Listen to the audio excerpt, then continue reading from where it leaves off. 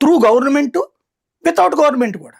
అంటే బయట తెలుగుదేశం అనుకూల ఇచ్చే అడ్వర్టైజ్మెంట్లు కానీ. జగన్ టైంలో వచ్చింది ఎంత కనుక్కోండి.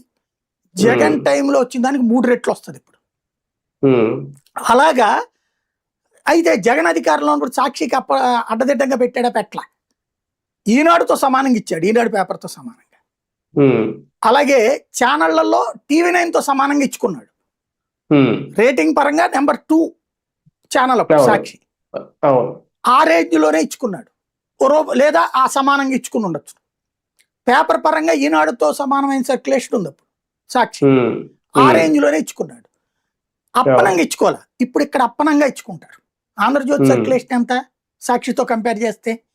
వ్యూవర్షిప్ పరంగా సాక్షి, అదే మహా టీవీ వ్యూవర్షిప్ ఎంత ఉంటుంది సాక్షి వ్యూవర్షిప్ కంటే చూసుకుంటే, లేదా జ్యోతి వ్యూవర్షిప్ కంటే చూసుకుంటే?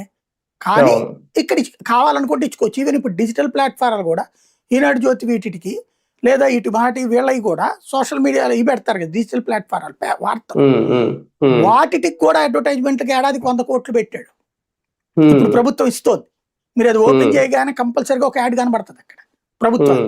అది రేపు ఇవాళ ఉంది ఫర్ ఎగ్జాంపుల్, రేపు గూగుల్ డేటా సెంటర్, ఇదిగో ఇంకోటి రెగ్యులర్ గా యాడ్ ఉంటుంది వాళ్ళకి. అంటే డిజిటల్ అడ్వర్టైజ్మెంట్ కూడా నడుస్తుంది అక్కడ. జగన్ వాటన్నిటి దేన్ని